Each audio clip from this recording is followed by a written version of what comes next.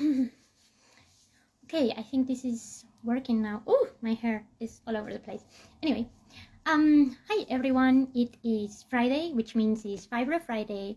And like I announced earlier in the week, today I am revisiting the topic of food and fibromyalgia because, well, a lot of people are still asking me questions about it. And I think it's something that not everyone has completely understood, or that there are still a lot of myths about, and not just for fibromyalgia, but people with chronic illness and whatnot. And I just hadn't talked about it for a while. So I thought I'll make a new live stream or video, whatever, and actually talk about this in a bit more detail and give some recent examples so you can understand, why this matters, why this makes a legit difference, and how it could potentially help you out. Sorry, I have a bit of a cold. Don't worry, no COVID, and I guess it will matter because I can pass it over a screen. Yeah, so first of all, I want to emphasize, and anyone that talks to me about the subject will always hear me say this, but I cannot emphasize enough how important is diet when you have chronic illness, particularly fibromyalgia. Hey there, Leo, how are you doing?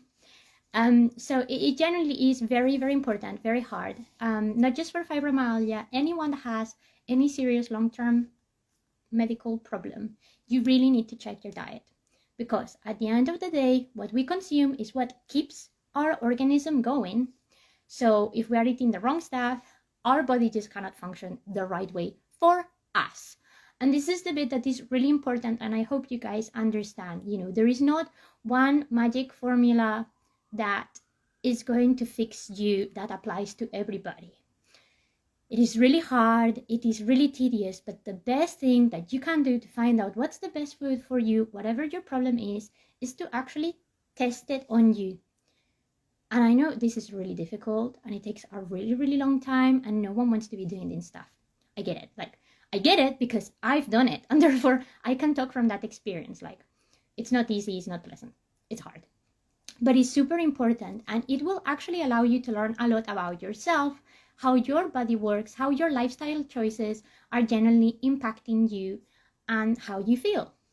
So genuinely, and I know I say this all the time, but genuinely, for those of you who keep asking, best thing you could do is keep a food diary.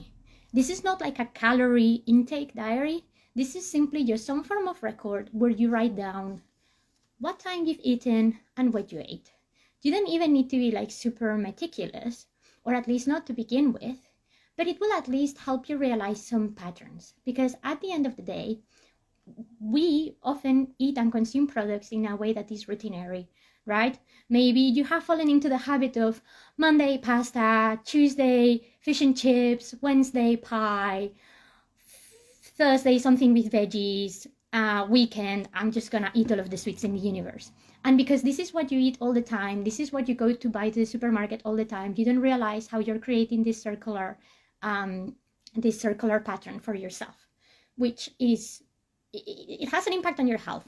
So by keeping this food diary, you will be able to actually realize what you're eating, hopefully think about why you are eating this, and acknowledge how this food makes you feel. Maybe you will realize that so far every single Monday you've been eating pasta at 6 p.m.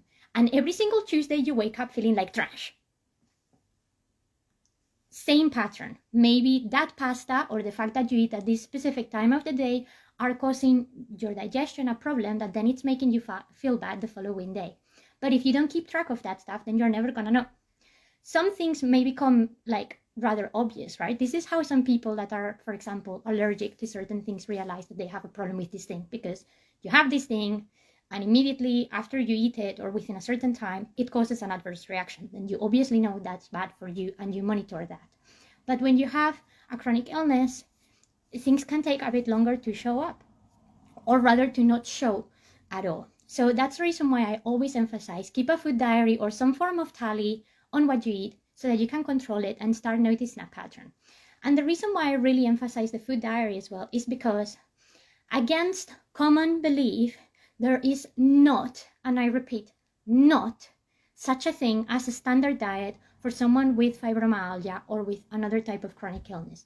Perhaps there is, but in very few cases. And definitely fibromyalgia is not one of those. And the reason for it is because as fibromyalgia roots in your neurological connections and your autoimmune system, it's not going to be the same for me than for you. So you cannot expect the same thing to work for me than to work for you. There may be some things that work for the both of us, but it's not going to be the same way. And at the end of the day, for those of you who don't know, the gut, which is what actually ends up digesting your food, is called the other brain of the body, because it has a direct link with how your brain operates and vice versa. That's the reason why you may have noticed if you get really, really anxious and you're overthinking something, your stomach starts hurting. Those two parts of our body have a very strong connection. So what we eat generally affects how we feel and how we process information, and everything is so, so important. So there is no such a thing as a specific diet for fibromyalgia. I can talk about a few things that a lot of people have tried, me myself included, and the benefits for that, so, or not benefits for it, so it helps you understand. So one of the things that a lot of people talk about when going into fibromyalgia is removing things like dairy, removing things like gluten, removing essentially any allergens overall, and then taking things to a certain extreme. A lot of people advocate for going keto, a lot of people advocate for going full vegan or vegetarian or things like that. There are severe problems with some of these things and other not problems, so I'll try and break them down as much as I can. The first one about gluten, it does work for some people if you do it right and you understand how gluten gets processed. Essentially, the reason why a lot of people remove gluten or specific gluten products from their diet when they have fibromyalgia or other chronic illnesses is because cereals like wheat are hard for the stomach and for the intestine to break down, right? So they just essentially cause more acid, they cause more bloating, and a normal body would still suffer that, but you wouldn't notice it. Us that are extra sensitive notice this impact. So by reducing this impact of gluten, then you are in a way reducing the impact of bloating. However, the vast majority of things that have a gluten component are things that are providing you with energy and carbohydrates. And this is something a lot of people don't understand. If you remove completely things like pasta or rice or bread or things like that, where your main carbohydrates are, your chronic fatigue is going to become worse. The only way you get over your fatigue is by having an intake of calories. And you need more calories than other people, because otherwise this thing ain't going. So if you are considering removing gluten to see if that improves the way your body feels or not, please, please, please make sure that you are still giving yourself some other type of cereal or some other form of starchy food that you can burn to obtain that energy. It's not as simple as removing carbs. If you remove carbs, you're screwing yourself over, just in a different matter. I have a message here. Yeah, several friends are doing keto and some of them mentioned they're feeling more consistent results with that diet. Exactly, yeah. And I'll explain the thing about keto in just a moment, because there is the main problem with keto is this issue with the carbohydrates. You have no carbohydrates whatsoever, right? That's the entire point. And it is not just gluten, it's carbohydrates overall. So the problem is that for a while you feel great because you've removed all of those toxins away from your body, and you're getting, normally if you're on keto, you're getting an intake that is higher in protein and in vitamins. Protein, of course, is very important for your muscles, and as we end up having a musculoskeletal problem, our muscles being strong is very important. And of course, vitamins are great, like, no comment, you should eat them anyway. But because of that, keto ends up becoming very repetitive, and you end up having just those two main food groups that don't give you the energy. Because as good and as amazing as things like fish and meat are, or vitamins from vegetables and fruit are, they tend to have a very low calorific content. So normally what happens to a lot of people on with fibromyalgia or other chronic illnesses is that they start on keto, and after 3, maybe 6 months at a push, I've seen people make it work for a whole year. After this moment, their body has consumed all the fat in them, which at the same time helps you feel good, because a lot of people with fibromyalgia struggle with body weight problems. And then your body starts plateauing because it cannot advance any further. It needs that energy supply that it's not been getting. It's completely cleansed itself, and therefore it needs to move forward somehow. And the issue is that then the diet, it's not like the diet stops working. The problem is that the diet is not sustainable. So the diet has helped you come this far, but it's not gonna help you move forward, okay? It could be a great platform if you don't know where to start, to do that for a little while so you can see the benefits, because then you're also gonna have a positive impact on your diet and on your self-image in many ways. But you need to accept that this is not something you can sustain moving forward. However, one of the advantages of being something like doing keto is that you may have gotten used to eating certain things and seeing how certain things make you feel, which may be better for you to start thinking about this food diary or this food track process, so you understand how this food is actually affecting you and how it helps you move forward.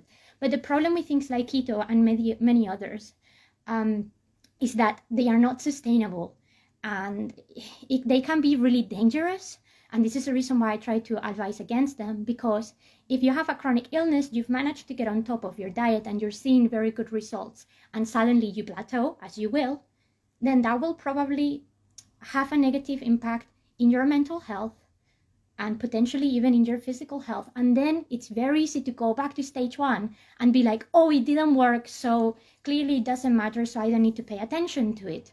Well, that's not the point. It worked, but for a small period of time, and you need to figure out why, and you need to figure out what out of that was good for you and what in the end just couldn't be carried forward. So this is the same thing, by cutting carbs altogether and gluten away, sure, you are removing that and it's great, but you need to make sure you are still replacing it. So you need to think about that. Just as a very big warning, actually, particularly, this is specific for people with fibromyalgia and IBS. A lot of people, when they are trying to figure out these things with fibromyalgia and they cut carbs, they normally take out, gluten, and they start eating a lot of corn-based products. That is great for a very, very small period of time. The issue with corn-based products is that corn is actually really, really hard to digest as well, in a completely different way than gluten is. And it creates a lot more bloating in other ways and in other reasons. It starts essentially affecting your digestive tract in a completely different way. So do make sure that if you do the switch, you don't rely entirely on corn-based products. And I mean like tortilla chips or corn flour-based bread or things like that, because you're going to end up having the same problem, but on the opposite way. So if you do that, I would sincerely recommend that you keep some brown rice. Brown rice is great, and it's actually going to help your probiotics. So really good for your stomach. Do try to give gluten-free pasta a go, or pasta that has been made with things like soya or just protein noodles or things like that, so you don't fully rely on corn-based products. And when it comes to bread, honestly, try something like rye bread or barley bread, because the cereals that it's using, they actually have a lot more minerals that your brain are going to welcome, like magnesium, which is super important for people with fibromyalgia and things like that. So just be careful and don't switch it all for corn-based products, because otherwise you're going to end up on the same time of the spectrum. You may have to experiment a little, but you will eventually get there. Another thing that we often talk about is dairy. Right. Again, this is a big problem and big misconception. Getting rid of dairy is not the same than getting rid of lactose. The problem, and what generally causes an issue to our stomach normally, is not dairy per se, is lactose, okay? You are lactose intolerant, not dairy intolerant. Lactose is actually a particle, a type of bacteria that lives in some dairy products. This is the reason why someone who is lactose intolerant, unless they are super, super, super allergic to it, they shouldn't have straight up milk, but they can probably get away with something like cheese or a yogurt, something like that, because the amount of lactose that has gone into it is a lot lower, and it's easier for the body to break down. In case you didn't know, all humans were actually born originally with a lactose intolerance. It's just something that we've managed to build over time. But that's also the reason why overall our bodies do struggle with lactose, regardless as to whether you have an intolerance or not. Honestly, I have cut out milk, like straight up milk. I've never been a very big fan of it, so it was quite an easy switch for me.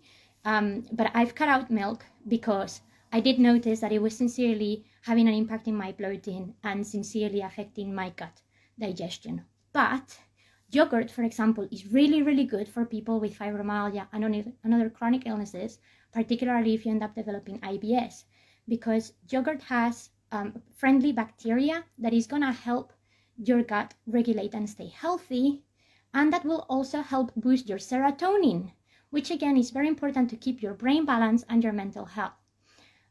If you decide to try and cut milk itself, which is, to be fair, the biggest problem, because you're also drinking it as a liquid form rather than as a semi-solid, which has a bigger impact in your stomach, and you change and actually keep yogurts, I sincerely recommend that you try not things that are like low fat or any stuff like that, because I insist you need the calories. Try to eat high protein yogurts. I'm talking about things like Greek yogurt, because it's thicker, it has more protein, it has more bacteria, which is good for you. Skyr and kefir, like the Icelandic type of yogurts, because these have high protein. So on top of getting a healthy amount of lactose and probiotics and prebiotics that are good for your stomach, you're also getting protein from a different source, which is really going to help your bones and your muscles stay strong. So don't cut it out completely. It's the same with cheese. Cheese is actually really good for you because it's going to be a good source for calcium for you, for your intake, which remember we do need for our bones to still feel strong despite of the fibromyalgia. But if you're going to rely on yogurt and cheese for your diet, make sure that you cut off your cheese intake after a certain time, because it can create a harder digestion overnight.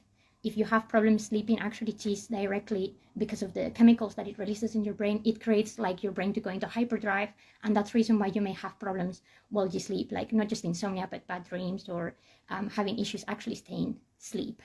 But if you're gonna do that to cheese, it's a good idea, because you can put cheese almost on anything. You can have it on its own, you can throw it on meat, sandwiches, soups, salads, it's very versatile.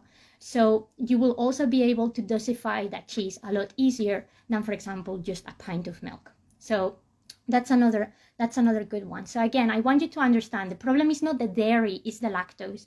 Milk on its own has a higher quantity of lactose. That's the reason why it's easier to cut it out. The others actually have useful stuff that would really, really help your gut, and that you just need as a human to carry on being healthy. So remember that. And alternatives, though, if you still like drinking something milky, the best alternative, both not just from an actual body thing, but from an environmental point of view, the best alternative to actual dairy milk is oat milk, because it has a higher amount of nutrients, a higher amount of minerals that are really important for your brain, and that will help a lot with your fibro fog. But also in terms of the environment, if you care about that, it has the lowest carbon footprint. So, it's a win-win situation for you, your wallet, and the planet. So there you go. If you can afford something that is a bit more higher on the budget, go for coconut milk, because coconut milk has a lot of manganese and magnesium. They are very rich, and they are going to help your brain as well stay sharp. So the fibro fog will be a lot more manageable as well. And it's very filling. So if you're having problems with overeating or undereating, then the coconut milk will also keep you in check, which is really important in that sense. Right, those were the two main things. Then I just talk about other allergens in particular. Honestly, stay away from peanuts. Stay away from peanuts, stay away from palm oil, stay away from MSG, stay away from as many things that could potentially cause an unpleasant reaction. A lot of people, unfortunately, have to even stay away from things like grapefruit, because they have quite a high chemical content that could trigger a fibromyalgia flare. Otherwise, grapefruit is actually really good. But, things that have a high allergen component are 3 times more likely to cause a flare. That's because, they're allergic for a reason. They're allergic because they have something inside them that makes someone decide this doesn't agree with me. So even though you are not allergic to it, your chronic illness is more susceptible. It's more likely to be triggered by it. And in the case of peanut, we've actually have clinical evidence that show that in, I think it's 85% of cases, it will trigger a fibromyalgia flare within 72 hours. So, be careful. If you like peanut or peanut butter like me, try to change to other nuts. The rest of the nuts, by the way, are super good for people with fibromyalgia and other chronic illnesses and mental health issues because they have a really high mineral content. So again, they're going to really help your brain stay healthy, which is super, super important. So, I'm not saying no nuts, I'm just saying no peanuts, which is, at the end of the day, it's a fairly easy fix, I hope. I'm going to try coconut milk. I've used it for creamer. Yeah, honestly, coconut milk is really, really nice. It's super tasty as well. So 100% recommended there. But yeah, from that one, no peanuts. Definitely stay away from MSG and palm oil. Again, these are things that are created that have a high chemical composition that is hard for us to break down. The harder that is for something to break down by your stomach, the more gas that is going to contribute, the more internal stress that's going to create, and that ends up creating a flare or the situation in which you can have a flare. It's the same with things like fast food. We call it fast food because it's done quick, and that quickness is usually achieved by accelerating the chemical composition of these items. That's the reason why if you have a chronic illness and you eat at McDonald's, you probably feel rushed. I know it's really easy, and I know it's something really hard for people to let go of, particularly if you have a chronic illness, because you may not be able to cook. It may be really hard, and it may be a very easy and cheap solution to go to, but honestly, in the long term, you're doing yourself more damage than good. So any processed food, any fast food, just drop it. Or at least bring it down to a level where it is manageable. So if you're gonna have one McDonald's a week, make sure that the rest of the week you're eating super, super healthy so that it balances out. A lot of the time it's not about just cutting things forever, but more finding your rhythm. But this is why, again, the food diary helps you realize what is your rhythm, what is too much and what is too little. So there you go. I've already spoken about keto in particular, other diets that just don't help. Going vegan altogether or going vegetarian, honestly, unless you are blessed with a body that does everything well on its own, and if you have chronic illness, I'm sorry to break this to you, but you don't have that blessing. It's simply not sustainable.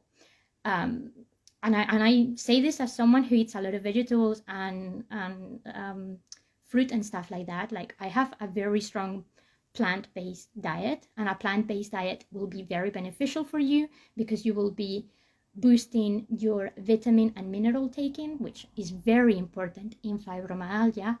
But if you cut out completely things like meat and fish, you are losing a huge protein intake. Now, there are other sources of protein that you can get from a plant-based diet, like if you eat legumes.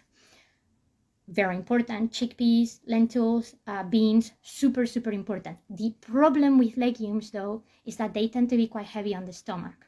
So you see how this cycle can become very dangerous, because imagine that you have protein 3 times a week, and one of them is chickpeas, then beans, then lentils. I can guarantee you that by day 5, you're going to be like a hot air balloon. It's going to be hard on your stomach, and that is going to cause a different set of issues. So you have to make sure that balance with your protein is different. Plus, the protein that you're going to get from a plant is not the same than the protein you're going to get from an animal in any way, shape, or form. So you need to acknowledge that you do need meat. I'm not saying eat meat every single day. In fact, I don't recommend that you eat meat every single day if you have fibromyalgia. I think that potentially twice a week is sustainable if you are particularly a carnivorous person, but you need to be careful in that sense as well. Going vegetarian is particularly hard, as well, and it can be very expensive. That's a very, very good point. A lot of people that have a chronic illness have already a lot of expenses, so going vegetarian can be really, really hard in any case. But honestly, you do need the meat anyway. I would suggest, if you're trying to cut it down anyway, obviously cut your red meat, just because it's harder to digest. and it's more expensive anyway, but you do need the iron, so make sure that the iron levels stay there. If I have red meat, normally I have it these days maybe once every 2 weeks. It works pretty well for me, but that's also because I take a lot of legumes, which have a really high content in iron, and I eat a lot of fish, which has a great content in iron. So you see, the balance happens here. Please do stay away from pork. Unfortunately, pork meat is very hard to digest, and the problem is not just that it's hard to digest, it's also the least clean out of all meats. So it's gonna give your body a much higher struggle. This is hard for me to say because as a Spanish person, I've been brought up on pork products. But on top of that, it's just too fatty, and that is the wrong type of fat. Again, I'm not saying never ever have something pork related, because I love jamon and I'm never gonna stop eating it. But like, I don't have pork products in my fridge now at all, unless it's like for special occasion. So I don't actively buy ham, but maybe if I go out, which I don't do so regularly, so right, you're already establishing a pattern that is not something you're gonna do every day, then I treat myself to a ham sandwich or a pulled pork something or another. Do you see what I mean? So then it's not something that is constantly in my system and creating that damage, but it is regulated. But honestly, pork is the hardest one. White meat is the best for you. Chicken is your friend, honestly. And I know this may sound really strange, but if you can find, or if you have access to either a halal or kosher butcher, I don't care if you're Christian, Muslim, Jewish, or atheist. This is not about religion. This is about the quality and the cleanliness of the meat. Honestly, it does make a difference. And in the vast majority of cases, it's not that much more expensive, at least in the UK, from what you can find in the supermarket. And you are guaranteeing that that meat that you're consuming is as fresh and as clean and as organic as humanly possible, which legit has an impact in the way you consume it and the way that protein helps you. So if you're trying to keep having some meat in your diet but have fibromyalgia and you want to do it in a way that's responsible, I would generally suggest to do this. I have chicken maybe once or twice a week, no, not more than twice a week. If I have chicken more than twice a week, the rest of my meals tend to be vegetarian, because otherwise it's too much intake. Eat as much fish and seafood as you can, unless you're allergic, obviously, because they have good proteins. Like literally all of the stuff that they have is good. Good proteins, good minerals, good vitamins, good fatty oils that are super important to keeping your brain fog in check. So if you can go pescatarian, and that would actually be a pretty good sustainable option for someone with fibromyalgia. But again, I appreciate fish can be quite expensive, so it is one of those difficult things. And I know a lot of people are scared of fish, but honestly, if you want to eat more fish and you don't know how to, I'm an expert on fish, so please let me know. Other than that, those are the main sort of things that I really wanted to talk about. But again, I cannot emphasize how much fruit and vegetables you need to eat. Please eat the rainbow. Like, you need to eat the rainbow, because you have to. Every single fruit and veg have a different color, because normally they have a specific component, a chemical component that gives it that color that usually translates as specific vitamins. And when you have a chronic illness, you need them all. You can't leave any of them aside. I appreciate there may be certain fruits that work best for you, or everyone has their dislikes and likes, but seriously, you do need to eat the rainbow. Some very quick pointers on the topic of vegetables and fruit that help me get started and that may help you, move things forward.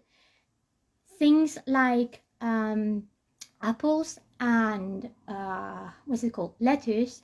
When you eat them, they actually produce a minus calorie content, like you're burning more by eating them than what you get from them, which can actually cause a higher acidic reaction in your stomach and in your digestive system. So they could potentially, if you just eat those and you eat them too regularly, they could cause more gas.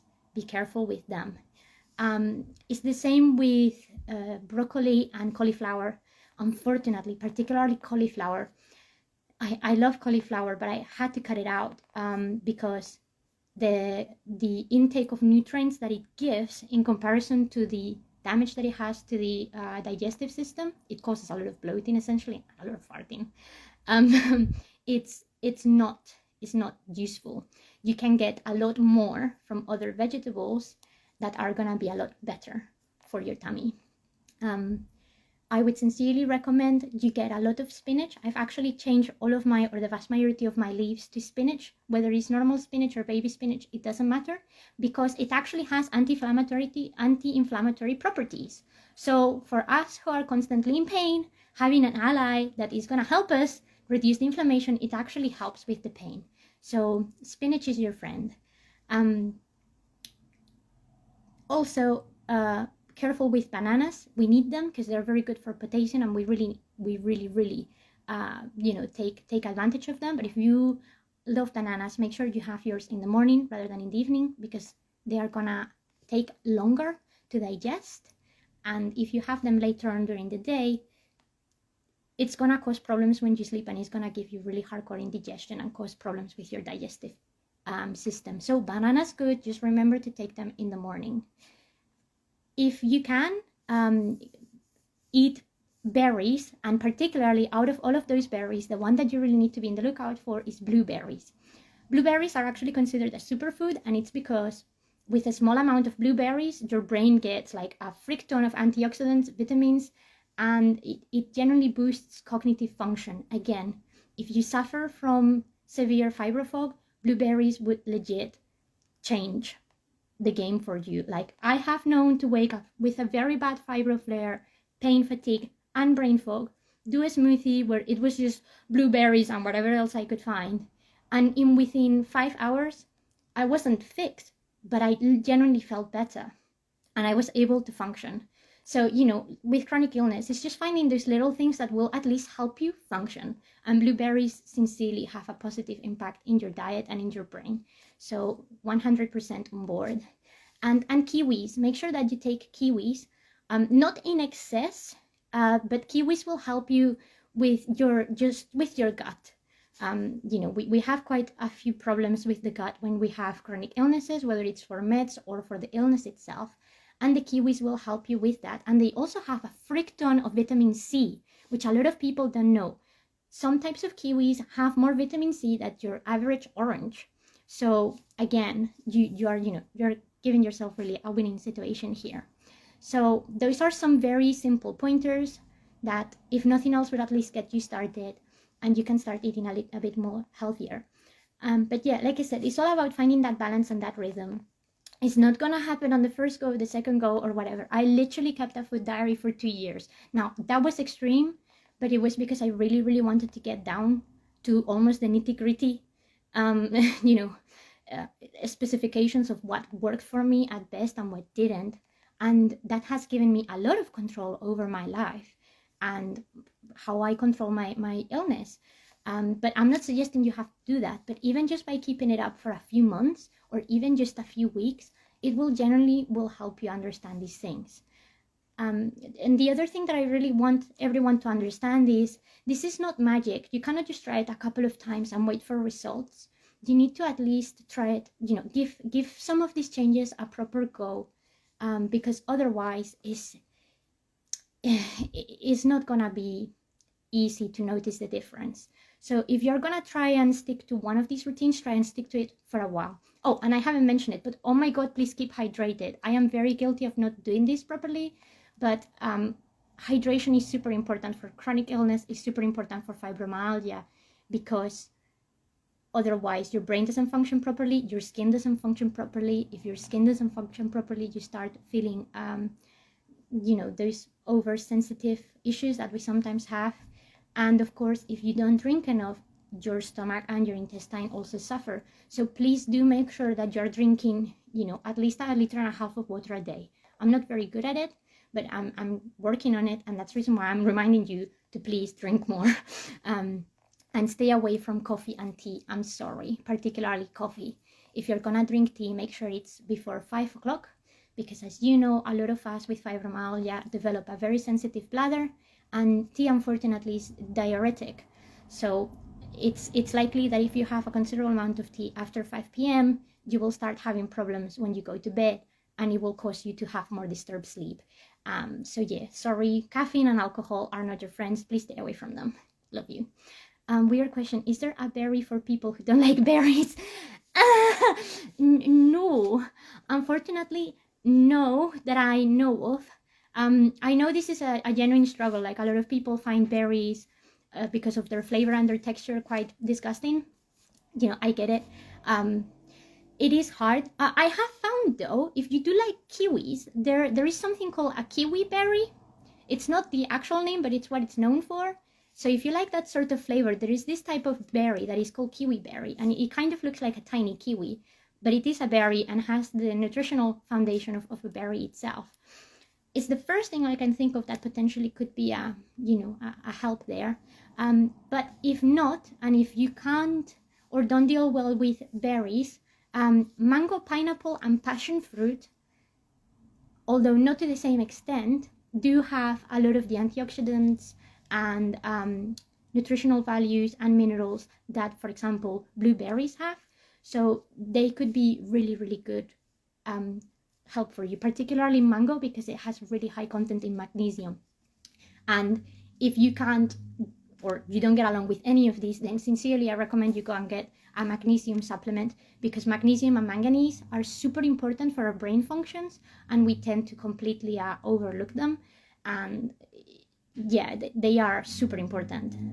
So that would be the only sort of last resort recommendation. If you can't legit get along with some of these things because you just can't, there are supplements. Just, remember that the supplements are a lot more difficult to be broken down and to actually be absorbed effectively by your body. So it's a very last resort sort of thing. But yeah. Oh, that's all right. No worries. Well, anyway, that's my time. So I hope this sort of helps everyone understand a bit more that there is not one simple answer about food and chronic illness, let alone food and fibromyalgia. These are some genuinely very helpful pointers. They are not just based on my basic experience, but it's also based on actual scientific research and community research done in the fibromyalgia community, and some basic sort of fitness and health information that not everyone always understands, but that it's very important. And you are what you eat. If you already have a body that is preconditioned to feel crap, and you keep on feeding it the crap that it doesn't need, it's just gonna keep on making this a very nasty cycle for you. So make sure that you make this priority number one in 2022. Take better care of your diet, because it will pay off. Honestly, it is a pain, but it will pay off. And that's that. Thank you so much, guys. Have a lovely evening. Hope you have a lovely weekend. And I'm about to go kick some ass playing some Conquest. So see you later. Bye.